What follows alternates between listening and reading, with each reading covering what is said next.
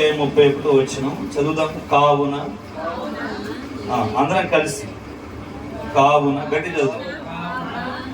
యూదయ, గలిలయ, సమరయ దేశములందంతటా సంఘము క్షేమాభివృద్ధి నొందుచు సమాధానము కలిగి ఉండెను. కావున యూదయ, గలిలయ, సమరయ దేశములందంతటా సంఘము క్షేమాభివృద్ధి నొందుచు సమాధానము కలిగి ఉండెను.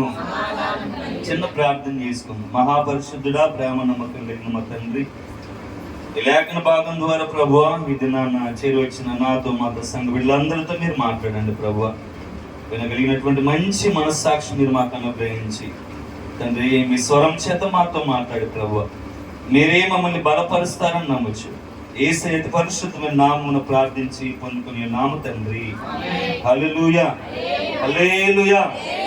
మంచిది. ఇక్కడ అపోస్తుల కార్యం 9వ అధ్యాయము చదవబడిన లేఖన భాగంలో 31వ వచనంలో దేవాది దేవుడు చెప్తున్నటువంటి మాట ఏంటంటే సంఘమాట క్షేమాభివృద్ధి నొందుచున్నది అని చెప్పాడు. ఏంటిది మాట్లాడారు కొద్ది నిమిషాలు.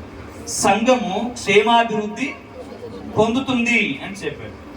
యూదయ, సమరయ, గలిలయ దేశములందంతటా కూడా సంఘము అభివృద్ధి పొందుతా ఉంది. సంఘము క్షేమాభివృద్ధి పొందుతా ఉంది. సంఘము ఎదుగుతా ఉంది. సంఘము బలపరచబడతా ఉంది. సంఘము అన్ని విషయాల్లో కూడా వర్ధిల్లుతూ వస్తూ ఉంది. అదే వైద్యుడైనటువంటి లూకా ఈ అపోస్తుల కార్యం 9వ అధ్యాయం 31వ వచనానికి వచ్చేసరికి ఆయన అంటున్న మాట ఏంటంటే 1వ అధ్యాయము లేదా 2వ అధ్యాయంలో సంఘం స్థాపించబడింది మేడగదిలో 120 మంది చేత. 2వ అధ్యాయం నుంచి 9వ అధ్యాయంకి వచ్చేసరికి ఇక్కడ లూకా గారు చెప్తున్న మాట ఏంటంటే 2వ అధ్యాయంలో మేడగదిలో ప్రారంభించబడిన సంఘం ఏదైతే ఉందో 120 మంది చేత, ఆ సంఘము 9వ అధ్యాయం 31వ వచనానికి వచ్చేసరికి ఆ సంఘము ఎలా ఉంది అంటే ఆ సంఘం మాట క్షేమాభివృద్ధి చెప్పాలి. ఎలా ఉందట సంఘం? క్షేమాభివృద్ధి నొందుచున్న సంఘంగా ఆ సంఘం ఉందని భక్తుడైనటువంటి లూకా గారు చెప్తా ఉన్నారు. మన సంఘం కూడా ప్రారంభించబడి ఇప్పటికి 10 సంవత్సరాలు ముగించుకొని 11వ సంవత్సరానికి వెళ్తా ఉన్నాం. ఒకసారి మనం కూడా ఆలోచించవలసిన విషయం ఏంటంటే మన సంఘము క్షేమాభివృద్ధి పొందుతా ఉందా, లేకపోతే దినదినం ఏమన్నా కృషించిపోతా ఉందా, దిగజారిపోతా ఉందా? అది విశ్వాసంలో కావచ్చు, లేదా భక్తిలో కావచ్చు, లేకపోతే ఆత్మీయత జీవితంలో కావచ్చు. సంఘము ఆనాటి ఆత్మ సంఘం ఏమో ఎదుగుతూ ఉంటే నేటి కడవరి దినాల్లో ఉన్నటువంటి సంఘపు స్థితిగతులు ఎలా ఉన్నాయి అన్నది ఒకసారి మనం ఆలోచన చేద్దాం. సంఘం గురించి చెప్పాలి అంటే యేసు ప్రభు వారు ఒక ఉన్నతమైనటువంటి ప్రణాళిక సంఘం ఏడలని కలిగి ఉన్నాడు. ఎంత ఉన్నతమైన ప్రణాళిక ఆయన కలిగి ఉన్నాడు అంటే మత్తయి సువార్తలో ఒక మాట చెప్తాడు. 16వ అధ్యాయం 18వ వచనానికి వచ్చేసరికి మత్తయి సువార్త 16వ అధ్యాయం 18వ వచనం ఒక మాట చదువుదాం ఒకసారి. ఒకనొక దినాన పేతురు గారితో మాట్లాడుతున్న సందర్భం. మరియు నీవు పేతురు, ఈ బండ మీద నా సంఘమును కట్టుదును, పాతాళలోక ద్వారములు దాని ఎదుట నిలవని నేను నీతో చెప్పుచున్నాను అని సాక్షాత్తుగా ప్రభు అయినటువంటి యేసుక్రీస్తు వారే సంఘమును గురించి ఆయన ఒక ప్రత్యక్షతను ఆయన బయలుపరుస్తా ఉన్నాడు. ఏమంటున్నాడు అని అంటే నీవు పేతురు అని చెప్పి ఏమన్నాడు? ఈ బండ మీద నా సంఘాన్ని నేను కడతాను అని చెప్పాడు. అంటే పేతురు అన్న మాటకు అర్థం ఏంటి అని అంటే బండ కదా. పేతురు అన్న మాటకు అర్థం ఏంటి? బండ లేదా రాయి. ఇప్పుడు దేవుని ఉద్దేశం ఏంటంటే ఇదిగో నీ ద్వారా నా సంఘాన్ని నేను కడతాను అని చెప్పాడు. నీ ద్వారా నా సంఘాన్ని నేను స్థాపించాలి అనుకుంటున్నానని చెప్పాడు. సంఘం అంటే ఏంటి అని అంటే ఈ గోడలు కాదు, నిర్మాణం కాదు. సంఘం అంటే ఏంటి? సంఘాన్ని నేను కడతానని దేవుడు చెప్పినటువంటి ఆంతర్యం ఏంటి? అపోస్తుల కార్యం 9వ అధ్యాయం 31వ వచనంలో ఇప్పుడు లూకా భక్తుడు చెప్పినట్టుగా సంఘము ఎలా ఉందట చెప్పాలి. సంఘం ఎలా ఉందట? క్షేమాభివృద్ధి నొందుతా ఉంది. దినదినం కూడా సంఘం ఎదుగుతా ఉంది. అయితే ఇదే సంఘాన్ని గురించి అదే అపోస్తల కార్యంలో చెప్తాడు. ఈ సంఘాన్ని గురించి చెప్పాలి అంటే దేవుడు తన స్వరక్తం ఇచ్చి చెప్పాలి. ఎలాంటి సంఘం అంటే ఇది? దేవుడు తన స్వరక్తం ఇచ్చి సంపాదించిన సంఘం ఇది. అంటే సంఘము ఏర్పరచబడింది ఎలా, సంఘము కట్టబడింది ఎలా, సంఘము రూపింపబడింది ఎలా, సంఘము ఎలా ఈరోజు ఇంత సంఘంగా ఉంది అని అంటే అది ఎవరి ద్వారా అని అంటే భక్తుడైన లూకా చెప్తా ఉన్నాడు, అది దేవుని యొక్క స్వరక్తము చేత వెల ఇచ్చి కొనబడినటువంటి సంఘం. ఏ మనుషుని ద్వారా కట్టబడినా, ఏ మనుషుని ద్వారా నడిపించబడినా, ఏ మనుషుని ద్వారా ఆ సంఘము పెంచబడినా కూడా సంఘము మీద పూర్తి అథారిటీ, అధికారం ఎవరికి ఉంది అని అంటే దానికోసం ప్రాణం పెట్టినటువంటి యేసు ప్రభు వారికే ఉంది. అందుకే ఆయన చెప్తున్న మాట ఏంటంటే సంఘము దేవుడి చేత ఏర్పరచబడింది, సంఘము దేవుని రక్తము చేత కొనబడింది, సంఘము దేవుని ప్రణాళిక చొప్పున నిర్మించబడింది. అయితే ఈ సంఘాన్ని గురించి ఆయన చెప్తున్న మాట ఏంటంటే అది ఆదిమ దినాల్లో అభివృద్ధి పొందుతున్న సంఘంగా ఉంది అని చెప్తా ఉన్నాడు. హల్లెలూయా. ఎలా ఉందట? ఎలా ఉంది? ఆదిమ దినాల్లో అభివృద్ధి పొందుతున్న సంఘంగా ఉంది, దిగజారిపోలేదు. ఆనాటి దినాల్లో సంఘానికి ఎన్నో హింసలు వచ్చాయి, ఆనాటి దినాల్లో సంఘానికి ఎన్నో శ్రమలు వచ్చాయి, ఆనాటి దినాల్లో సంఘానికి ఎన్నో ఇబ్బందులు వచ్చాయి. అయినప్పటికీ కూడా సంఘంలో ఏముందట చెప్పాలి. సంఘము చెప్పండి అమ్మా, అందరు ఇక్కడ ఉన్నారా? హల్లెలూయా చెప్పండి పోనీ ఒకసారి. ఎక్కడున్నా చెప్పండి హల్లెలూయా, హల్లెలూయా. మరి ఇంత మంచి చక్కటి నోరు దేవుడు ఇచ్చాడు, మరి ఎందుకు మాట్లాడట్లే కదా? కొద్దిసేపు మాట్లాడాలి కదా. సంఘాన్ని దేవుడు ఏం చేసుకున్నాడు అని అంటే స్వరక్తం ఇచ్చి తాను సంపాదించుకున్న సంఘం మీద ఆయన అధికారం కలిగిన దేవుడు. వాక్యం చెప్తుంది ఆనాటి సంఘానికి చాలా హింసలు ఎదురయ్యాయి, చాలా ఇబ్బందులు ఎదురయ్యాయి. కానీ అంత హింసల్లో కూడా, అంత ఇబ్బందుల్లో కూడా, అంత శ్రమల్లో కూడా అపోస్తలులైన వారు చంపబడ్డారు, చెరసాల్లో కూడా వేయబడ్డారు, చిత్రహింసలు పెట్టబడ్డారు. అయినప్పటికీ కూడా సంఘం ఎదుగుతూనే వచ్చింది కానీ సంఘం దిగజారుతూ రాలేదు అని పరిశుద్ధాత్మ దేవుడు చెప్తున్న మాట ఏంటంటే కడవరి దినాల్లో సంఘాలు ఎలా ఉన్నాయి, సంఘాలు క్షేమాభివృద్ధి పొందుతున్నాయా, సంఘాలు ఎదుగుతా ఉన్నాయా, సంఘాలు ఆత్మల చేత నింపబడతా ఉన్నాయా, లేదా సంఘంలో ఉన్నటువంటి ఆత్మలు దిగజారిపోతా ఉన్నాయా, స్థితిగతులు ఎలా ఉన్నాయి? మనం చెప్పుకునే రీతిలో సంఘం అంటే కట్టడాలు కాదు కానీ మొదటి కొరింథీ రాసిన పత్రికలో చెప్తాడు, ఇదిగో మీరే దేవుని ఆలయమై ఉన్నారు, దేవుని ఆత్మ మీలో నివసించుచున్నాడని మీరు ఎరగరా అంటే ఇప్పుడు దేవుని ఆలయం ఎవరు? ఎవరండి దేవుని ఆలయం? మనమే దేవుని యొక్క ఆలయం. అంటే ఇప్పుడు సంఘం ఎవరు? ఇది ఆరాధించుకునే సంఘం కానీ అసలు దేవుడు నివసించే ఆలయము మనమే దేవుని యొక్క ఆలయం.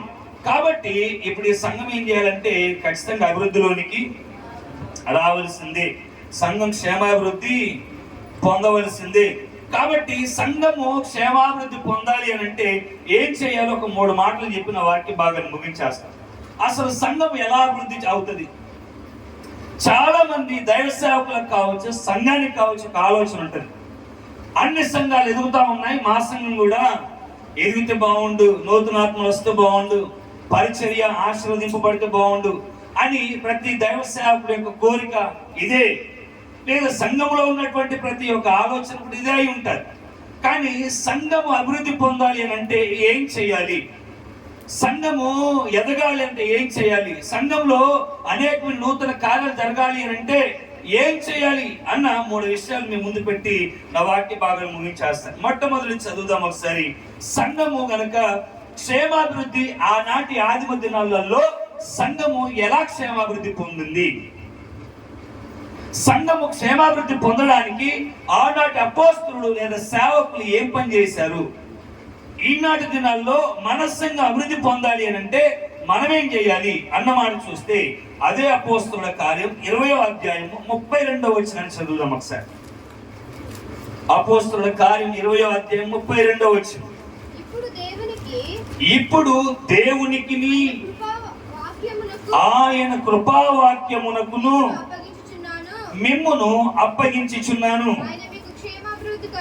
ఆయన మీకు క్షేమాభివృద్ధి కలుగజేయుటకును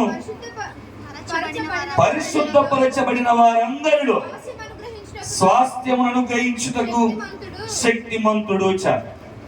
ఇక్కడ మాట చెప్తున్నాడు, ఆయన మీకు క్షేమాభివృద్ధి కలుగజేయుటకును అని రాశాడు. ఏం కలుగజేయడానికట? ఆయన మనకు క్షేమాభివృద్ధి కలుగజేయుటకును అని రాశాడు. దాని పైమాట ఏమన్నాడు అంటే, ఇప్పుడు దేవునికి ఆయన కృపావాక్యమునకును మిమ్మల్ని అప్పగించుచున్నాను అని రాశాడు. దేవుని వాక్యమునకు దైవ సేవకుడు సంఘాన్ని అప్పగించేశాడు.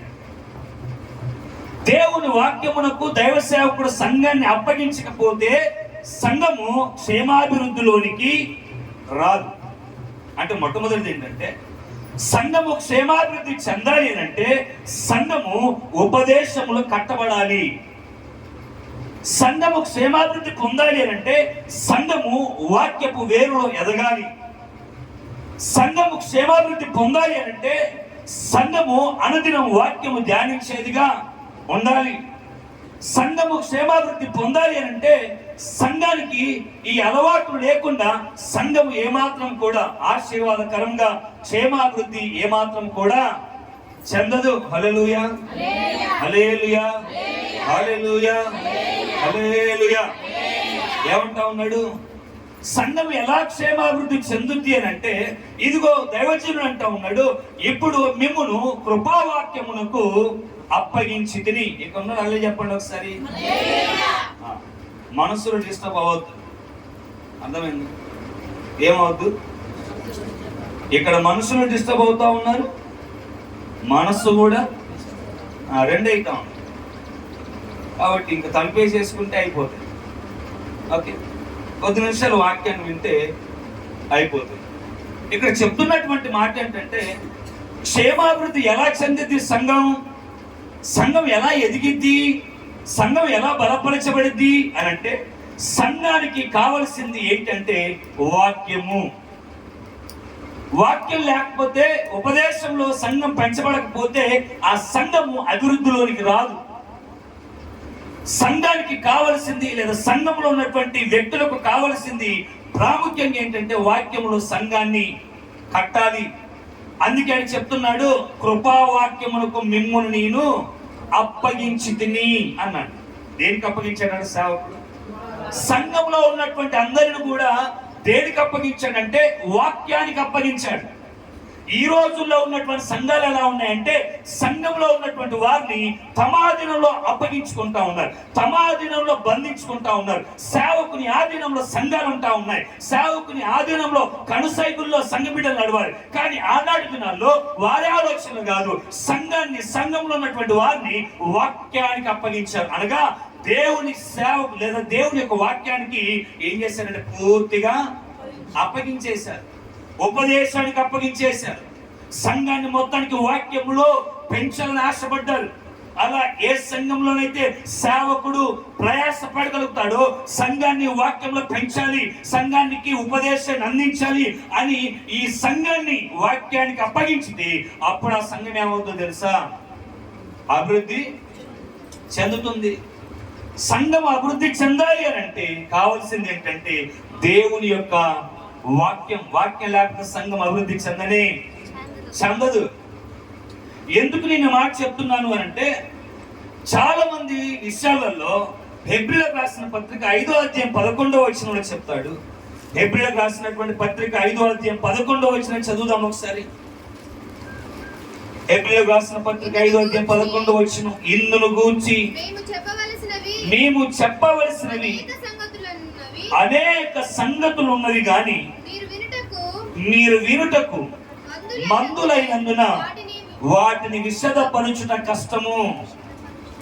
అంటే సేవకుని యొక్క ఆలోచన ఏంటి అని అంటే, సంఘానికి అనేకమైన సంగతులను విశదపరచాలి, సంఘాన్ని వాక్యంలో పెంచాలి, సంఘాన్ని వాక్యములో ప్రతిష్ఠించాలి. యేసుప్రభువు అన్నారుగా యోహాను సువార్త 17:17లో, అయ్యా సత్యమందు వారిని నేను ప్రతిష్ఠ చేశాను. ఏంటి ఆ సత్యం అంటే? నీ వాక్యమే. సత్యం.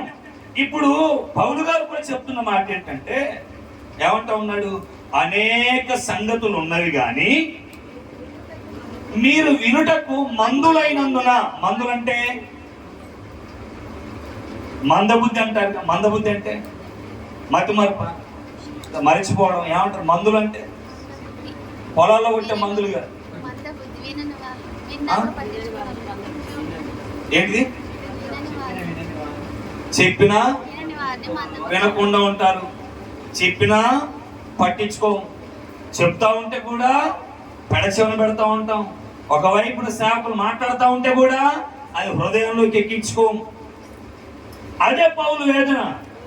అనేక సంగతులు ఉన్నవి కానీ మీరు వినుటకు మందులైనందున వాటిని విశదపరుచుట కష్టం. ఇప్పుడున్నటువంటి సంఘ స్థితులు ఎలా ఉన్నాయంటే, వాక్యాన్ని ఒక కొద్ది నిమిషాలు ఎక్కువ చెప్తే ఇప్పుడు ఏమైపోద్ది బాబోయ్ సమయం ఎక్కువైపోతాం. అలా మీరు అంటారని 3 మాటలతో 3 పాటలతో ఈరోజు ఎవరైనా బాధపడిపోయి అప్పటికే టైం ఎక్కువైపోయింది. కాబట్టి అన్నిటికీ టైం ఉంటుంది కానీ ఎక్కడ టైం ఉండదు. వాక్యానికి వచ్చేసరికి టైం ఉంటుంది, పాటలకు టైం ఉంటుంది, ఆరాధనకు టైం ఉంటుంది, కీర్తనకు టైం ఉంటుంది, సాక్ష్యాలకు టైం ఉంటుంది. వాక్యం దగ్గరికి వచ్చేసరికి మాత్రం టైం మొత్తం అయిపోయింది అంటూ ఉంటాం. ఇక్కడ చెప్పేది ఏంటంటే, ఏ సేవకునికైనా కూడా సంఘానికి మంచి ఉపదేశం అందించాలని, సంఘాన్ని వాక్యంలో పెంచాలి అని, సంఘాన్ని వాక్యం ద్వారా బలపరచాలి అని, ఇదిగో రాబోతున్నటువంటి ఆ రాకడ దినాల్లో ఈ సంఘాన్ని క్రీస్తు న్యాయపీఠం ఎదుట నిలబెట్టాలి అని, ఈ సంఘాన్ని ఆయనతో పాటు ఉంచాలని ప్రతి సేవకుడు కూడా వాక్యము చేత సంఘాన్ని బలపరచుకోవాలని అనేక సంగతులు చెప్తా ఉంటే, ఇంకో సంఘం ఎలా ఉందంటే మందులైపోతున్నారు అని చెప్తా ఉన్నాడు. ఇలా సంఘము మందస్థితిలోనికి వెళ్ళిపోతే ఆ సంఘం క్షేమాభివృద్ధి చెందదు. దైవజనుడు చెప్తున్నటువంటి ఆ మాటల మీద మనసు పెట్టకపోతే ఆ సంఘం క్షేమాభివృద్ధి చెందదు. దైవజనుడు చెప్తున్నటువంటి మాటల మీద మనసు నిలబెట్టకపోతే, వాక్యాన్ని ధ్యానించకపోతే ఆ సంఘం క్షేమాభివృద్ధి చెందదు. ఇక్కడ పౌలు చెప్తున్నాడు, ఇదిగో మిమ్మల్ని నేను ఆ కృపావాక్యములకు అప్పగించి తిని అప్పుడు మీరు క్షేమాభివృద్ధి నొందారు. ఇంకొక మాట చదివిస్తాం చూడు, ఆలోచించే వాళ్ళు చదవండి ఒకసారి ఇప్పుడు ఆ మాట. అపోస్తుల కార్యం 28వ అధ్యాయం 26వ వచనం చదవండి ఒకసారి. అపోస్తుల కార్యం 28-26 తొందర చదువుదాం. మీరు వినుట మట్టుకు విందురు గాని గ్రహింపరు,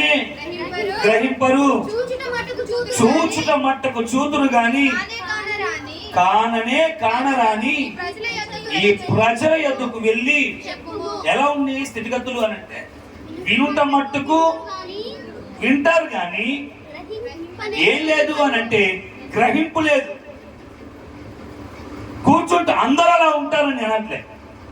కూర్చుంటున్నాం, వాక్యాన్ని వింటున్నాం, కానీ ఏం లేదు అంట వినేవాళ్ళు అంటే చెప్పాలి. ఏం లేదు, గ్రహింపు లేదు.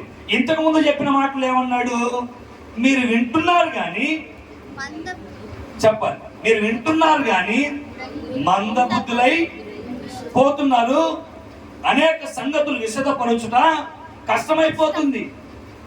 ఇప్పుడు వినేవాళ్ళు మందమతులైపోయినా, వినేవారు చెప్తున్నటువంటి వాక్యాన్ని గ్రహించకపోయినా అక్కడ ఏమవుతుంది అని అంటే సంఘ అభివృద్ధిలోనికి రాదు. మరి ఏం చేయాలి మనం మరి అని అంటే, సంఘం అంటే ఇప్పుడు మనం చెప్పుకున్నాం కట్టడాలు కాదు, మనమే దేవుని ఆలయం, మనమే దేవుని యొక్క సంఘం. కాబట్టి ఇప్పుడు మనం ఏం చేయాలి అని అంటే మందబుద్ధితోని వాక్యాన్ని వినొద్దు. మందబుద్ధితో వాక్యం అందరూ చెప్తాం హల్లెలూయా ఉన్నారు కొంతమంది కదా. మనము వినుట మట్టుకు వింటా ఉన్నాం కానీ గ్రహించువారు కొందరే. అందరు గ్రహించలేరు. అందరు వింటారు కానీ అందరూ గ్రహించలేరు. ఇప్పుడు వాక్యం ఏమంటుందంటే, ఈ సంఘము క్షేమాభివృద్ధి చెందాలి అని అంటే వినాలి, దాన్ని గ్రహించాలి. అప్పుడు ఆ సంఘం ఏమవుతుంది అని అంటే క్షేమాభివృద్ధి పొందుతుంది. ఒక మాట నేను చూపెడతానండి. పౌలు గారు ఎథెన్స్ పట్టణానికి వెళ్ళారు. అపోస్తలుల కార్యం 17వ అధ్యాయం 21వ వచనం చదువుదాం ఒకసారి. పౌలు గారు ఎథెన్స్ పట్టణానికి వెళ్ళారు. ఎథెన్స్ పట్టణ స్థితిగతులు నేను చూస్తా ఉన్నాడు. 21వ వచనంలో ఎథెన్స్ వారందరూ అక్కడ నివసించు పరదేశులను ఏదో ఒక క్రొత్త సంగతి చెప్పుట యందును వినుట మాత్రమే తమ కాలము గడుపుచుండువారు. 34వ వచనం చివరి వచనం. అయితే కొందరు మనుషులు అతన్ని హత్తుకొని విశ్వసించిరి. వారిలో అరియోఫాగితుడైన దియోనుసియు దమరి అను ఒక స్త్రీయు వీరితో కూడా మరికొందరుండిరి. ఇక్కడ అంటాడు, అయితే కొందరు మనుషులు అతన్ని హత్తుకొని విశ్వసించిరి. ఇక్కడ ఇదే 17వ అధ్యాయం 21వ వచనంలో ఎథెన్స్ వారందరూ అక్కడ నివసించు పరదేశులందరూ ఏదో ఒక కొత్త సంగతి చెప్పుట యందును వినుట యందును. ఇప్పుడు ఆ ఎథెన్స్ పట్టణానికి పౌలు గారు వెళ్ళి ఇప్పుడు చెప్తున్నటువంటి ప్రసంగం చేస్తా ఉన్నాడు. ఎథెన్స్ పట్టణస్థులు ఎలాంటి వారు అంటే అతి దేవత భక్తి కలిగినటువంటి వారు. ఆయన ఆ ప్రాంతంలో సంచరించి ఆ వీధుల గుండా సంచరించి చూస్తా ఉంటే ఒక బోర్డు కనబడతా ఉంది. ఏం బోర్డు అని అంటే తెలియబడిన దేవునికి ఆరాధన. ఆ దేవుని పేరు ఏంటి? పేరు లేని దేవుడు. ఏ దేవుడు? ఎథెన్స్ పట్టణంలో ఉంది తెలియబడిన దేవుడు, పేరు లేని దేవుడు. ఇప్పుడు పౌలు గారు చెప్తున్నాడు, అయ్యా మీకు భక్తి ఉంది కానీ మీకు తెలియని దేవుడు ఉన్నారు చూసావా, ఆ దేవుడు ఎవరు నేను మీకు చెప్తాను అని మొదలు పెడతా ఉన్నాడు. అయ్యా ఆ దేవుడు భూమి ఆకాశాలను కలగజేశాడు, ఆయన సూర్య చంద్రాలని కలగజేశాడు, ప్రతి మనుషుని కూడా ఆయన కలగజేశాడు, ఒక నిర్ణయ కాలాన్ని మనుషునికి అప్పగించాడు. ఒకవేళ ఆ మనుషుడు దేవుణ్ణి తడువులాడి కనుగొంటాడేమోనని ఆ మనుషుని చుట్టూ పొలిమారులు ఆయన ఏర్పరిచాడు అని ఆ కింద ప్రసంగం మొత్తం చేశాడు. అయితే 34వ వచనం చివరికి వచ్చేసరికి అక్కడ వాక్యం చెప్తుంది, కొందరు మాత్రమే ఏం చేశారట? సుజాత ఏం చేశారు? ఏం చేశారట? కొందరు మాత్రమే హత్తుకొని విశ్వసించారు. మరి మిగతా వాళ్ళు ఎడిపోయారు? చాలా మంది విన్నారు కానీ కొందరే ఎందుకు విశ్వసించారు, కొందరే ఎందుకు హత్తుకొని ఉన్నారు అని అంటే మిగతా వారు విన్నట్టుకు విన్నారు కానీ గ్రహించలేదు. గ్రహించినోడేమో పౌరుని హత్తుకున్నాడు, గ్రహించినోడేమో విశ్వసించాడు. గ్రహించినటువంటి వాడు విడిచిపెట్టేసి వెళ్ళిపోయాడు. వాక్యం ఒకటే, జనాలు ఒకరే, కానీ కొందరేమో హత్తుకున్నారు, కొందరేమో విశ్వసించారు, కొందరేమో విడిచిపెట్టేసి వెళ్ళిపోయారు. ఎందుకు ఇది జరిగింది అని అంటే ఒకటే, వారు వినట మట్టుకు విన్నారు కానీ గ్రహించలేదు. చాలా మంది జీవితాల్లో వాక్యాన్ని వినట మట్టుకు వింటాం కానీ గ్రహించం. ఈరోజు దేవుడు నాతో ఏం మాట్లాడుతూ ఉన్నాడు, సేవకుల ద్వారా దేవుడు నన్ను ఏమి హెచ్చరిస్తున్నాడు, నా స్థితిగతి ఎలా ఉంది అని నువ్వు గ్రహిస్తే అప్పుడు నీవు అభివృద్ధి చెందుతావు, అప్పుడు ఆశీర్వదింపబడతావు, అప్పుడు దీవింపబడతావు, అప్పుడు సంఘము అభివృద్ధి చెందిద్ది, నీవు అభివృద్ధి చెందుతావు, నీ కుటుంబం కూడా అభివృద్ధి చెందిద్ది. నువ్వు చెప్పబడే వాక్యాన్ని విని గ్రహింపులోనికి రాకపోతే రానంత కాలం కూడా కుటుంబాలు అభివృద్ధి చెందవు, సంఘం కూడా అభివృద్ధి చెందదు. ఇంకో సందర్భాన్ని చూపెడితే చదువుదాం ఒకసారి. అదే అపోస్తలుల కార్యంలో 10వ అధ్యాయం 33వ వచనం చదువుదాం ఒకసారి. వెంటనే నిన్ను పిలిపించితిని, నీవు వచ్చినది మంచిది, ప్రభువు నీకు ఆజ్ఞాపించినవన్నీ వినుటకై ఇప్పుడు మేమందరము దేవుని ఎదుట ఇక్కడ కూడి ఉన్నామని చెప్పెను. అందుకు పేతురు నోరు తెరిచి ఇట్లనెను. 44-45 వచనం చదువుదాం ఒకసారి. పేతురు ఈ మాటలు ఇంకా చెప్పుచుండగా అతని బోధ విన్న వారందరి మీదికి పరిశుద్ధాత్మ దిగెను. సున్నతి పొందిన వారిలో పేతురు కూడా వచ్చిన విశ్వాసులందరూ పరిశుద్ధాత్మ వరము అన్యజనుల మీద సైతము కుమ్మరింపబడిన చూచి ఏం జరిగింది ఇక్కడ? ఇక్కడ చెప్పాడు విన్నవారందరూ ఏంటంట 44 వచ్చిన ఉందిగా, అతని బోధ విన్న వారందరి మీదికి అక్కడ పౌలు చెప్పాడు. మరి అక్కడేమైంది? అక్కడ ఈ మాట రాయలే. అతని బోధ విన్న వారందరూ కూడా విశ్వసించారు, అత్తుకున్నారని రాశాడు. అక్కడ వాక్యం చాలా జాగ్రత్తగా ఆలోచించు. అక్కడ రాసిన వాక్యం ఏంటంటే కొందరు అత్తుకున్నారు, కొందరు విశ్వసించారు. కానీ ఇక్కడ చెప్పబడిన మాట ఏంటంటే అతని బోధ విన్న వారందరూ కూడా. అంటే ఏం చేస్తా ఉన్నారు? పేతురు నోరు తెరిచి వాక్యం చెప్తా ఉంటే అక్కడ విన్న వారందరూ కూడా ఏం చేస్తా ఉన్నారంటే గ్రహిస్తున్నారు, వింటా ఉన్నారు, గ్రహిస్తా ఉన్నారు. ఈ రెండు పనులు చేశారు కాబట్టి వారందరి మీదకి దేవుని ఆత్మ మెండుగా కుమ్మరించబడింది.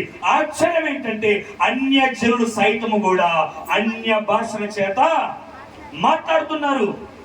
అంటే అర్థం ఏంటి? వారు తమను తామే వాక్యానికి అప్పగించేసుకున్నారు కదా. ఒకనొక దినాన పౌలు గారు వాక్యం చెప్తా ఉన్నాడు. వాక్యం చెప్తున్న స్థలం ఓడలేదు, వింటున్నటువంటి మనుషులు ఒకరు, కానీ రక్షింపబడింది ఎవరు? రక్షింపబడింది ఎవరమ్మా? ఎవరు? పేరు చెప్పాలి. పేరుందా? ఎవరు? హల్లెలూయా.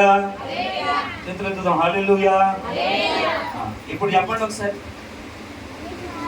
పేతురు ఆదివారం దినాన వాక్యాన్ని చెప్తా ఉన్నాడు. లూదియా వాక్యం చెప్తున్న ప్రాంతం వేరు, వింటున్న ప్రజలు వేరు. లూదియా ఎందుకు వచ్చింది అక్కడికి? గోదావరి పొడి అమ్ముకోవడానికి వచ్చింది. అస్సలు ఇప్పుడు చెప్పండి, వాక్యం విని రక్షింపబడాల్సింది ఎవరు? ఎవరు చెప్పాలి? ఎవరు? పౌలు దగ్గర ఎవరైతే ఉన్నారో వాళ్ళు రక్షింపబడాలి.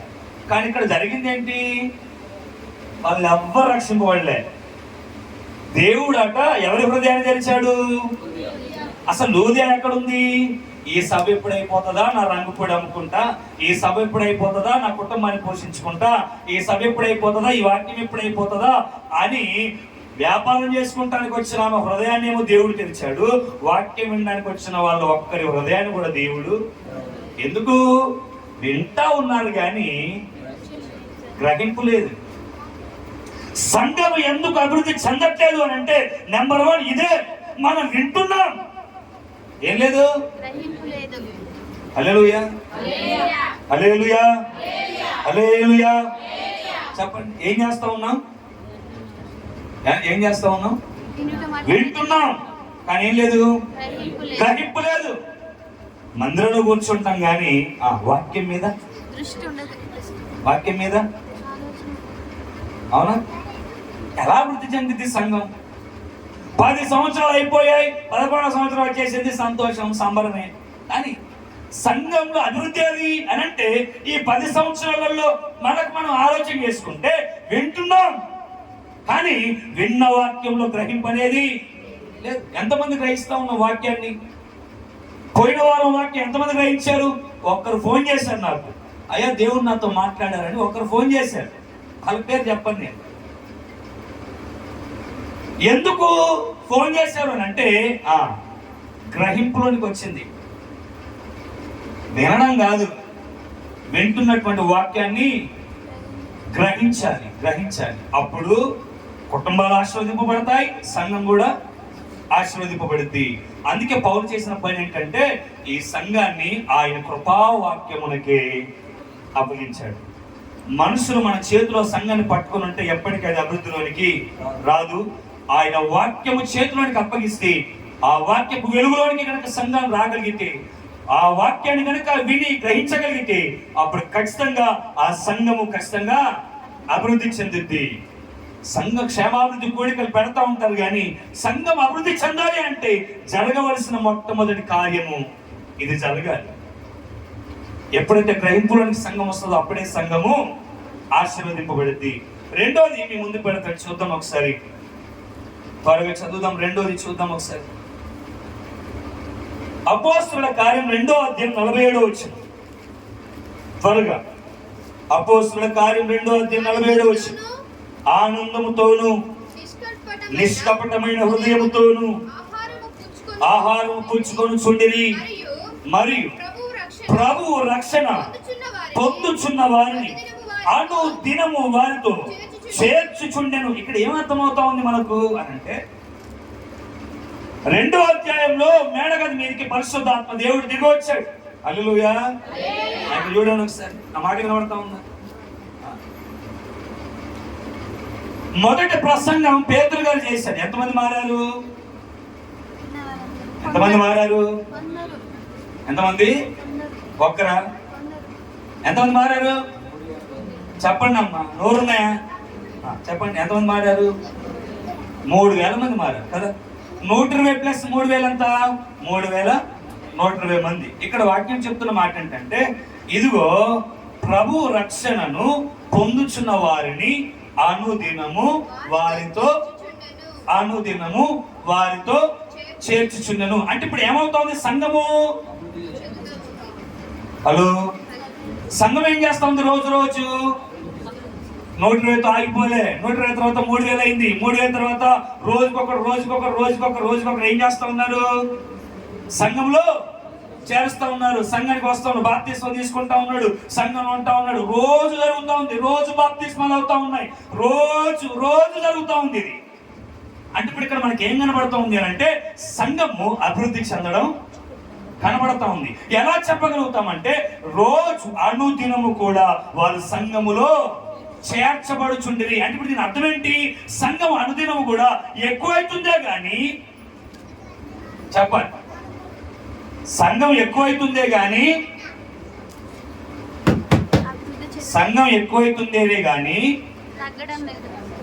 సంఘము తగ్గడం లేదు. సంఘం అభివృద్ధి చెందుతుందే గాని సంఘంలో ఆత్మలు వెళ్ళిపోవడం లేదు. దీనికి గల కారణం ఏంటి చూద్దాం ఒకసారి. రోమిలకు రాసిన పత్రిక అంతకుముందు ఇంకో మాట చదువుదాం. 16వ అధ్యాయం 5వ వచనం. అపోస్తలుల కార్యం 16వ అధ్యాయం 5వ వచనం చదువుదాం ఒకసారి. కనుక సంఘములు విశ్వాసమందు స్థిరపడి అనుదినములు లెక్కకు విస్తరించుచున్నను. ఇప్పుడే విస్తరిస్తున్నాయి. ఇప్పుడే విస్తరిస్తున్నాయి.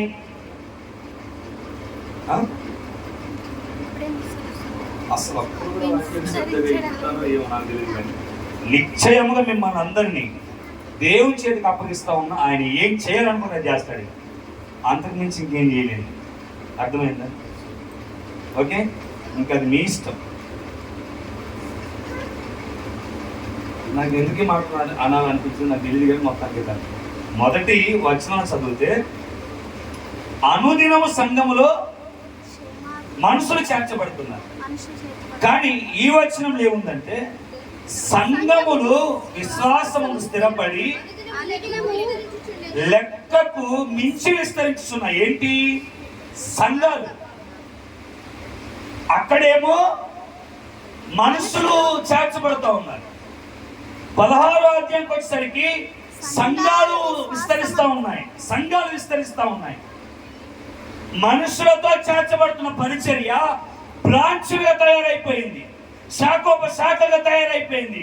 సేవకులు తయారైపోయారు, సంఘాలు తయారైపోయాయి. దేవుని స్వార్థ బలంగా పనిచేయడం మొదలు పెడతా ఉంది. పరిశుద్ధాత్మ కార్యాలు బలంగా సంఘంలో జరగడం మొదలు పెడతా ఉంది. సేవకులు రెడీ అవుతా ఉన్నారు, సంఘాలు వివిధ ప్రాంతాల్లో కట్టబడుతున్నాయి. అందుకే ఇప్పుడు చెప్పిన మాట మొదటి వచనంలో, ఇదిగో యూదయ, సమరయ, గలిలయ ప్రాంతములంతటా సంఘము క్షేమాభివృద్ధి నొందుతుంది. అనగా అర్థం ఏంటి? యూదయాలో సంఘాలు కడతా ఉన్నారు, సమరయాలో సంఘాలు కడతా ఉన్నారు, గలిలయలో సంఘాలు కడతా ఉన్నారు. అదే ఇప్పుడు 16వ అధ్యాయం చెప్పాడు, సంఘములంట ఇదిగో విశ్వాసము స్థిరపడి లెక్కకు మించి కూడా విస్తరిస్తున్నాయి. సంఘాలు మనుషులతో స్టార్ట్ అయిన సంఘము ఇప్పుడు శాఖోపశాఖలుగా సంఘాల బ్రాంచులుగా తయారవుతా ఉన్నాయి. ఎలా ఇంత అభివృద్ధి సంఘం, ఇంత అభివృద్ధి జరుగుతూ ఉంది? కారణం ఏంటి చెప్పండి ఎవరండి? ఎందుకు ఇంత అభివృద్ధి జరిగింది అని అంటే డైరెక్ట్ ఒక మాట నేను చదివిస్తాను. రోమిలకు రాసినటువంటి పత్రిక 10వ అధ్యాయం 14 వచ్చింది. రోమిలకు రాసిన పత్రిక 10వ అధ్యాయం 14 వచ్చింది. వారు విశ్వాసింపని వానికి ఎట్లు ప్రార్థన చేయుదురు, వినని వాణిని ఎట్లు విశ్వసించుదురు, ప్రకటించువాడు లేకుండా వారెట్లు విందురు.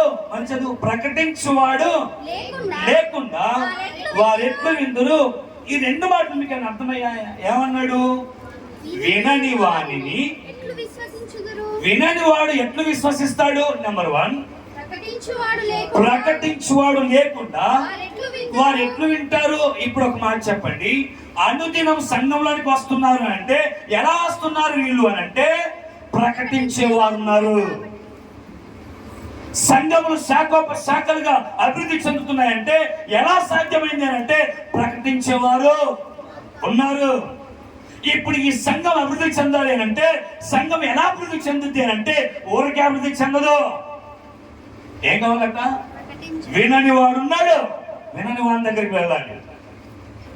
అసలు ఇప్పుడు సంఘంలో ఏం కొదవైంది అని అంటే ప్రకటించేవారు కొదవయ్యారు. ఏం కొదవయ్యారు? ప్రకటించేవారు లేరు. ఇప్పుడు ప్రకటించని వాడు లేకపోతే సంఘంలో నూతన ఆత్మలు ఎలా వస్తాయి? ప్రకటించకపోతే సంఘం ఎలా అభివృద్ధి అయింది? ప్రకటించకపోతే ఎలా ఇంకో కొత్త సంఘం స్టార్ట్ అయింది? ప్రకటించకపోతే ఎలా దేవుని రాజ్య పరిచర్య విస్తరించింది? మనం అనుకుంటున్నాం ఏంటంటే ఆ ప్రకటించే బాధ్యత మాది కాదు.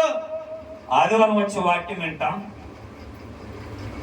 మనసు మంచిగా ఉంటే వాక్యాన్ని మధ్యలోకి ఎక్కించుకుంటాం, మనసు మంచిగా లేకపోతే వాక్యాన్ని ఇంకెటన్నా పంపించేస్తాం. ఆదివారం రావాలి కాబట్టి వస్తాం అని మనము ఉన్నంత కాలం కూడా సంఘంలోనికి ఆత్మలు రావు. సంఘాలు అనేక ప్రాంతంలో స్థాపించబడనే. అంటే ఇప్పుడు దేవుని రాజ్య సువార్త భారం అనేది సేవకుడు ఒక్కరిదే కాదు, సంఘం అంతటిది. సంఘం అంతటిది అంటే ఇప్పుడు సంఘం అంతా ఏం చేయాలి అంటే ప్రకటించాలి. అందుకే మార్క్స్ సువార్తలు అన్నాడు, మీరు సర్వలోకమునకు వెళ్ళి సర్వ సృష్టికి సువార్తను ప్రకటించండి. ఎంతమంది ప్రకటిస్తున్నారు? చాలా మంది పూర్వదినాలు ఇలా అంటారు, ఏమని? గొర్రెను చెప్పండి, అందరు చెప్పండి మాట. ఏదైనా వచ్చింది గొర్రెను కానీ గొర్రె బర్రెని కంటే ఎలా ఉంటుంది? గొర్రె చెప్పండి అమ్మా, గొర్రె. అంటే ఇప్పుడు దీని అర్థం ఏంటి? విశ్వాసంగా కనాలి. ప్రకటించే బాధ్యత సేవకుడిదే కాదు. నేను ఎందుకు పైమాట చెప్పాను తెలుసా? సంఘము వాక్యాన్ని విని గ్రహించే ప్రతి వాడు ప్రకటించకుండా ఉండలేడు. నువ్వు గ్రహింపులోనికి రావట్లేదు కాబట్టి నువ్వు ప్రకటించట్లే. అర్థమైందా? ఇప్పుడు నువ్వు ప్రకటించాలి అని అంటే, నోరు తెరిచి మాట్లాడాలి అని అంటే వింటున్న వాక్యం నీ హృదయంలో ఉండట్లే.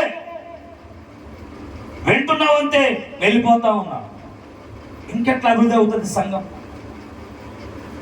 ఇంకెలా విస్తరించింది సంఘాలు? ఇంకెలా దేవుని రాజ్య పరిచర్య జరిగింది? హల్లెలూయా. ఎంతమంది ప్రకటిస్తా ఉన్నాం? పోయిన జూలై 5 నుంచి ఈ జూలై 5 వరకు ఎంతమందికి దేవుని స్వార్థ ప్రకటించావు? ఎంతమందికి? మరి ఎలా దినదినం ఆత్మలు వస్తాయి? ఎలా సంఘాలు అనేక ప్రాంతాల్లో కట్టబడతాయి? అంటే మనం ఏం చేయట్లేదు అని అంటే ప్రకటించట్లేదు. ఏం చేయట్లేదు మనం? చెప్పాలి. ఏం చేయట్లేదు మనం? ప్రకటించట్లేదు. నాకేం పని ఇంకొకటి వాక్యం చెప్పడానికి, నాకేం పని ఇంకొకటి స్వార్థ చెప్పడానికి, నాకేం పని ఇంకొకటి కోసం కష్టపడటానికి, నాకే బోలెడు పనులు ఉన్నాయి, నాకే బోలెడు సమస్యలు ఉన్నాయి అని మనసులు ఆగిపోతే సంఘం ఎలా అభివృద్ధి చెందుతుంది? హల్లెలూయా. మనం చేయవలసిన పని ఏంటి? మనం చేయవలసిన పని గట్టిగా చెప్పండి అమ్మా. ఏమో నువ్వేం చేస్తావు నాకు తెలియదు కానీ సోమవారం రేపు ఉంది. రేపు మొక్కెతలు పెట్టు. మొక్కెతలు ఇప్పుడు లేవు ఏంటి, నాలుగింజలు పెట్టే పని ఉంది. నాటు పోయి నువ్వు నాటు పోయినాక అక్కడ చెప్పు దేవుని మాట. అర్థమైందా? పౌలు అంటాడు, సమయమందును అసమయమందును దేవుని వాక్యాన్ని ప్రకటించడానికి ఒక సమయమే ఉండాల్సినేమి లేదు. ఎక్కడున్నా మనం దేవుని వాక్యాన్ని బోధించాలి. నేను ఇంకో మాట చదివిస్తాను, చదువుదాం. అపోస్తలుల కార్యం 8వ అధ్యాయం 12వ వచనం. అపోస్తలుల కార్యం 8:12. అయితే ఫిలిప్పు దేవుని రాజ్యమును గూర్చియు యేసుక్రీస్తు నామమును గూర్చియు సువార్త ప్రకటించుచుండగా వారతని నమ్మి పురుషులను స్త్రీలను ప్రకటించట్లేదు అని రాశాడా? అసలు బాప్తిస్మాలు ఎట్లయితాయండి మన సంఘంలో? బాప్తిస్మా కార్యక్రమాలు ఎలా జరుగుతాయి? హల్లెలూయా చెప్పండి ఒకసారి, హల్లెలూయా. బాప్తిస్మాలు నిలబడి చెప్తా ఉన్నాం ఏమని? మా అమ్మకి నేను చెప్తా ఉన్నాను కానీ, మా అమ్మ ఏం చెప్తున్నావు? వాక్యాన్ని చెప్పు. నరకం అనేది ఒకటి ఉందిరా. యేసు ప్రభువు నేను ఒకైనా ఉన్నాడు. ఇక్కడ ఫిలిప్పు చేస్తున్న పని ఏంటంటే దేవుని రాజ్యమును గూర్చియు యేసుక్రీస్తు నామమును గూర్చియు సువార్త ప్రకటించుచున్నాడు. అంటే సంఘం ఎలా ఉండాలి అని అంటే సువార్త ప్రకటించేదిగా ఉండాలి. ఎలా ఉండాలి చెప్పండి అమ్మ, కొంచెం ఓటున్నారు చెప్పండి. సువార్త ప్రకటించేదిగా ఉండాలి. ఏంటి సువార్త? దేవుని రాజ్యం ఇదిగో రాబోతా ఉంది. సువార్తను ప్రకటిస్తే ఫిలిప్పు సువార్త ప్రకటించుండగా వారు అతని మాటలు నమ్మి పురుషులు స్త్రీలు బాప్తిస్మం పొందుచున్నారు. అనగా సంఘములో చేర్చబడుతున్నారు. ఎలా జరిగింది అని అంటే ప్రకటించువాడు ఒకడున్నాడు. అదే ఈ ఫిలిప్పు ప్రకటించకపోతే బాప్తిస్మాలు జరిగేటియా? ఏం చేయాలి మనం? ఎక్కడ చెప్పడం ఎప్పటికైనా ఏం చేయాలి మనం? ప్రకటించాలి. యేసు ప్రభువు పరమును విడిచిపెట్టి భూమి మీదకి వచ్చిన తర్వాత ఆయన పని చేసింది ఏంటి?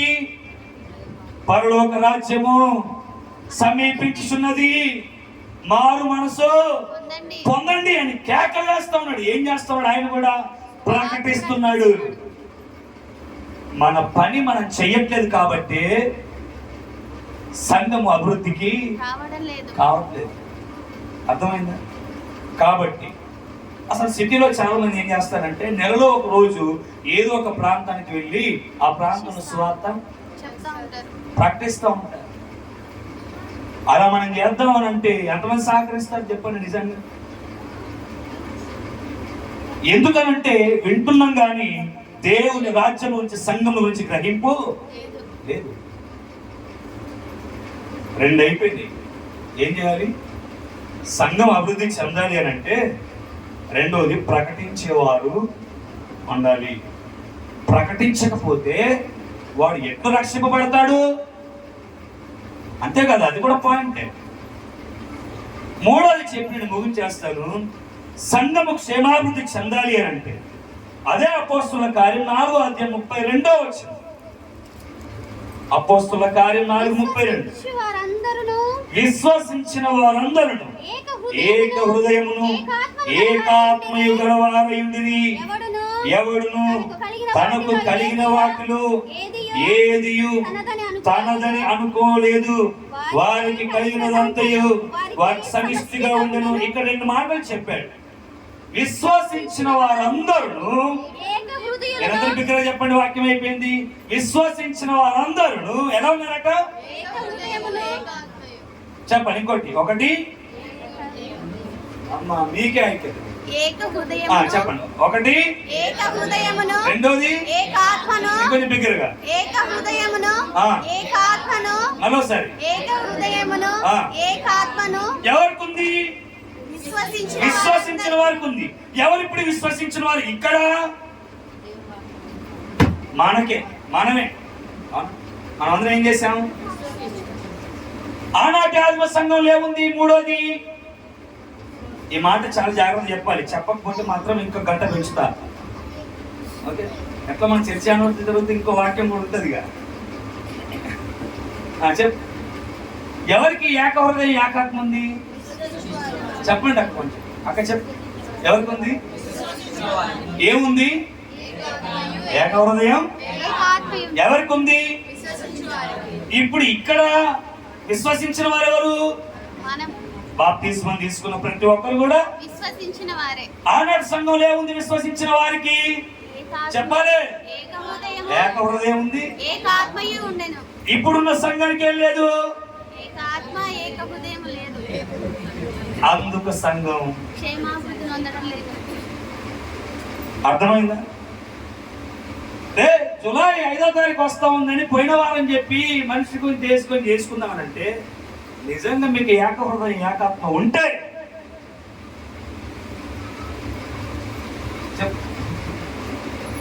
ఏం చేస్తారు? సంఘానికి ఇది లేదు, మీరు ఏమనుకున్నా పర్లే, ఏక హృదయం లేదు. ఎవరి ఆత్మ ఆడిదే? ఎవడి హృదయం ఆడిదే? ఈ ఆత్మ ఇడిపోద్ది, ఆత్మ ఇడిపోద్ది, ఇంకో ఆత్మ ఇడిపోద్ది. అసలు ఎక్కడ ఇంకా చెప్పు, ఎక్కడ? సంఘము క్షేమాభివృద్ధి ఎలా పొందుద్ది అని అంటే, మూడోది, సంఘము ఏక హృదయం ఏకాత్మ కలిగి ఉండాలి.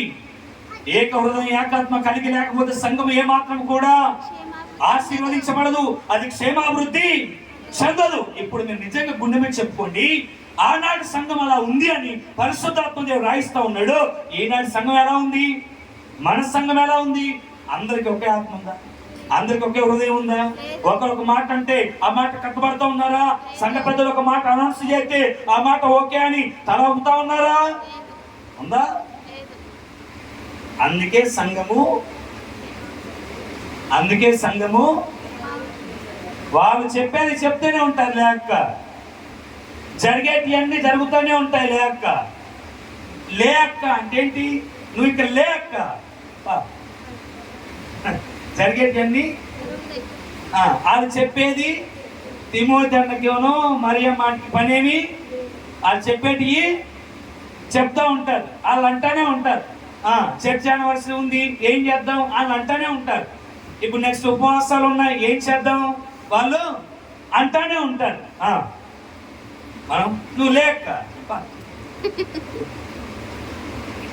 ఏక హృదయం లేదు.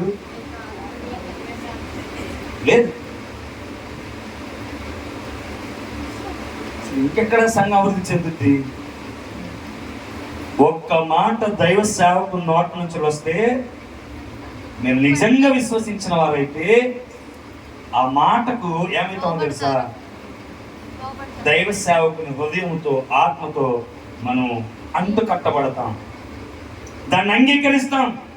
పెడచెవులను పెడుతున్నావనంటే నీకు ఇంకా సంఘముతో ఏక మనసు లేదు, సంఘంలోనే ఉండవు. కానీ సంఘంతో ఏకీభవించే మనసు గాని హృదయము గాని నీకు ఇంకా లేదు. అలా నువ్వు ఉన్నంతసేపు సంఘము అభివృద్ధి చెందదు, నీ కుటుంబము కూడా అభివృద్ధి చెందదు.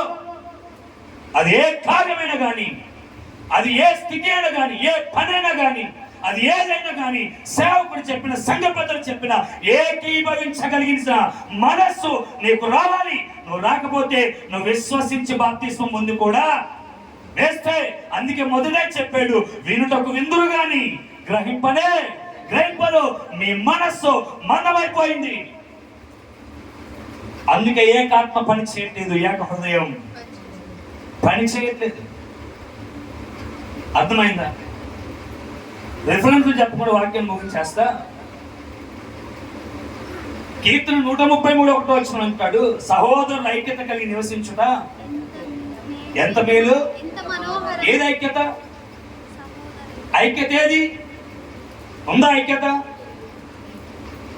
మిమ్మల్ని అడిగేది, ఐక్యత ఉందా? ఏక ఆలోచన ఉందా? ఏక తాత్పర్యం, ఏక మనసు ఉందా? లేదు. మరి ఎలా ఈ సంఘం అభివృద్ధి చెందుద్ది? 10 కాదు, ఇంక 10 అయినా సంఘం అభివృద్ధిలోనికి రాదు. ఎందుకు? ఏకాత్మక పని చేయట్లే, ఎవరి ఆత్మ వాళ్ళదే పని చేస్తా ఉంది. నేను మీకు ఒక 2 ఎగ్జాంపుల్ చెప్పి ముగించేస్తాను. ఒకానొక దినాన ఇశ్రాయేలీయులకును ఎవరికి ఇశ్రాయేలీయులకు ఎవరికి యుద్ధం జరుగుతూ ఉంది? మోసే కొండెక్కాడు కదా చేతులు పైకెత్తడానికి. ఎవరెవరికి వెళ్తే యుద్ధం? ఇశ్రాయేలీయులకును చెప్పండి అమ్మ, ఎవరికి? ఫిలిష్తీయులకు. ఏం జరుగుతూ ఉంది? యుద్ధం జరుగుతూ ఉంది. యుద్ధం జరుగుతూ ఉంటే మన అందరికీ తెలుసు ఏం జరుగుతూ ఉంది. మోసే చేయి పైకెత్తినప్పుడు ఫిలిష్తీయులు కదా అమాలేకీయులు. మోసే చేయి పైకెత్తినప్పుడు నీకు ఏకాత్మ లేదు, నీకు ఏకాత్మ అంటే నా ఆత్మతో కలిసి మాట్లాడతారు. ఫిలిష్తీయులు చేయి పైకెత్తినప్పుడు సారీ మోసే చేయి పైకెత్తినప్పుడు ఇశ్రాయేలు కలిసి ఉన్నారు. మోసే చేతులు బర్రెక్కి కిందికి దించినప్పుడు అయిపోయింది ఏకాత్మ. అమాలేకీయులు పైకెత్తితే మాట్లాడానమ్మా, పైకెత్తితే అమాలేకి. ఇలా జరుగుతూ ఉంటే పక్కన ఎవరున్నారు? హూరు ఉన్నాడు, అన్నయ్య అహరోను ఉన్నాడు. ఆయన చేతులు బరువెక్కనిలే పోని, ఆ ఇశ్రాయేలు చచ్చిపోతే చచ్చిపోయి పోని, మనం కొండ మీదనే ఉన్నాం కదా, మనకి ఏ హాని లేదు అన్నట్టున్నారా ఊరు అహరోనులు? ఏం చేశారు అని అంటే, దైవ జనుని చేతులు బరువెక్కుతా ఉంటే ఆ చేతులను బలపరిచింది ఊరు అహరోను. అది ఏక మనసు, అది ఏక. ఎవరు చెప్పలేదు, ఎవరు చెప్పలేదు. దేవుని సేవకుని యొక్క చేతులు బలపరిచే ఏక హృదయం ఏకాత్మ నీలోకి వచ్చునుగాక. అన్నారా? అన్నారా? అది రానంతసేపు ఈ సంఘం అభివృద్ధి. ఆనాడు ఇశ్రాయేలు సమూహం అంతా ఒక సంఘం అయితే, ఆ సంఘము శత్రువు అయినటువంటి అమాలేకుల మీద జయం పొందాలి అంటే ఊరు అహరోను అంటూ వారు దైవ సేవకుల పక్షాన నిలబడి ఆదుకొనగలిగిన ఏక మనసు ఏకాత్మ సంఘములో పని చేయాలి. అలా పని చేయకపోతే ఆనాడు విజయం లేదు, ఈనాడు పని చేయకపోతే ఈనాటి సంఘానికి క్షేమాభివృద్ధి లేదు. నేను మీకు చిన్న ఎగ్జాంపుల్ చెప్తాను. అపోస్తలుల కార్యం 5వ అధ్యాయంలో చదవద్దు, నాకే పెట్టండి, మనిషికి పెట్టండి, ఇంటి మీద చదువుకోండి, బైబిల్ మూసేయండి, మూసేనామా అన్ని మూసేయండి, పెట్టండి. అపోస్తలుల కార్యం 5వ అధ్యాయం జరిగింది. 5వ అధ్యాయం పైన అక్క మూసేయక్క, ఏకాత్మ పని చేస్తే మూసేయి. 5వ అధ్యాయం పైన ఒక సంఘటన జరిగింది. ఏంటి అని అంటే, బర్నబా తన స్థిర ఆస్తులన్నింటినీ అమ్మేసి అపోస్తలుల పాదముల యొద్ద పెట్టాడు. అసలు బర్నబా అసలు పేరేంటి? బర్నబా అసలు పేరు మమ్మంటా ఉంది అంటారు బర్నబా కాబట్టి బర్నబా ఉండొచ్చు, కాదు. అసలు పేరేంటి అని అంటే యోసేపు. అసలు పేరు యోసేపు. అయితే ఆయన చేసిన పనిని జ్ఞాపకం చేసుకొని వారు యోసేపుకి బర్నబా అని పేరు పెట్టారు. బర్నబా అని పేరుకి అర్థం ఏంటి అని అంటే ఆదరణ పుత్రుడు. ఓకేనా? ఆస్తులు అమ్మి అపోస్తలుల పాదాలు పెట్టారు. ఇప్పుడు బర్నబాని ఏం చేస్తారు? సరే పోనీ, ఈ చర్చి యానివర్సరీకి వంటలు, కేకు, ఇంకా స్వీట్స్ అన్ని తేజ తెచ్చింది అనుకో. ఇప్పుడు అయ్యగారు ఏం చేస్తారు? తేజని పొగడతారు. ఎలా? వంటలు మొత్తం తేజ పెట్టింది, ఆ తర్వాత కేక్ అన్ని తెచ్చింది కాబట్టి ఇప్పుడు ఆ రోజు ఆ జూలై 5th ఇప్పుడు తేజని ఎలా చూస్తారు? అప్పుడు అదే జరిగింది. అదే యోసేపుకి పేరు మార్చేశారు, ఆదరణ పుత్రుడు అన్నాడు. కాబట్టి ఇదిగో మనం కూడా పని చేయాలి. ఏం చేయాలి? మనకున్నటువంటి ఆస్తులన్నింటినీ కూడా అమ్మేసి అపోస్తలుల పాదాల యొద్ద పెట్టాలి అని నిర్ణయం తీసుకున్న కుటుంబమే అననీయ సఫీరా కుటుంబం. వాస్తవానికి సమర్పణతో వచ్చింది కాదు, ఒకడికి మంచి గుర్తింపు వచ్చింది కాబట్టి అది కూడా మనకు రావాలి.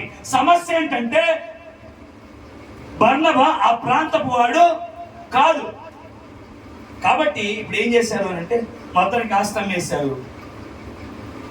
ఎంత తెచ్చారు? కొంత తెచ్చారు. ఎంతో తెలియదు, కొంత తెచ్చారు. అపోస్తలుల పాదాల యొద్ద పెట్టారు కదా. వీళ్ళ ఐక్యత చూడు ఎట్లుంది. మొదట ఎవరు వచ్చారు? భర్త వచ్చాడు. పరిశుద్ధాత్మను ఎలా మోసం చేశావు అని అంతా మాట్లాడాడు. లేదని అబద్ధం చెప్పాడు, వెనబడే చచ్చిపోయాడు. తర్వాత ఎవరు వచ్చింది? ఆవిడ ఏం చేసింది? ఎందుకు చచ్చిపోయారు ఇద్దరు?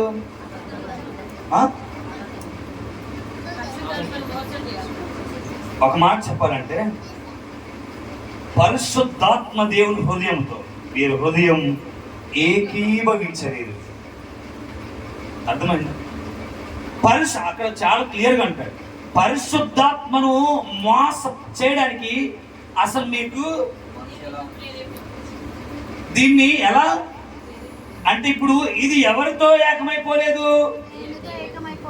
కాబట్టి ఏమొచ్చింది? నీ ఆత్మ, నీ దేహము, నీ మనసు కూడా ఏకం కాకుండా ఏమవుతుంది? అర్థమైందా? మేము అవ్వమండి, వింటాం కానీ మేము గ్రహించమండి. ఏదో ఇప్పుడు విన్నాం అంతే. ఇంకా మేము ఎలా ఉంటామో ఇంతకుముందు అలానే ఉంటాం.